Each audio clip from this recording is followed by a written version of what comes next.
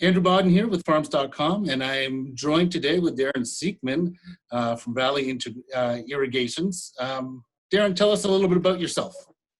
Well, thanks, Andrew. It's always a pleasure to join you. I've been around irrigation my whole life, and so Valley is a name that's been around 70 years, and pivots have been around that long. But we're really excited about the future of irrigation and some of the technological advances that we've had.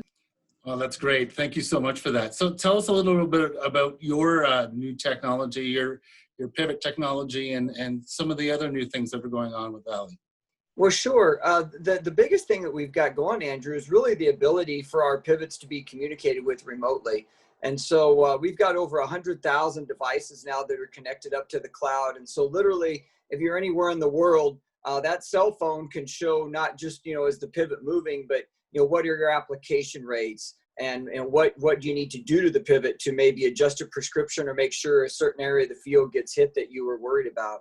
We've just released a tool called Valley 365, and we're really getting beyond that monitor and control. So not that that's not a huge issue. So again, it frees up growers that are covering more and more territory. They might be 50 clicks away from their farm, or they might be, just wanting to go to their kids' ball game. But the other thing it's really allowing to do then is monitor those application rates. So whether that might be administering crop protection, whether that be a fertigation type issue, it allows us to really start to fine tune what that machine does. And that's all available via these online modules, assuming that you've got Valley 365 and your machine's connected up to the internet. That's awesome. Well, that's really exciting for growers to know that that's out there now with that Valley 365. Now, you've also done some recent acquisitions. So tell me a little bit about that. Yeah, that's a really fun part of my job, is that, we get to find these really cool companies out there. And we've got a couple here that just happened. So the first one was down in the Mississippi Delta.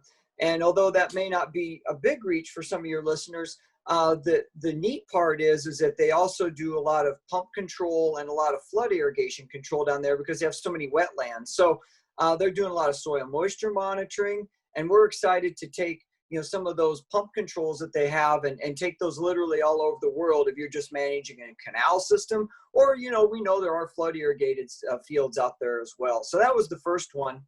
And then the second one was a company down in Brazil that was doing solar.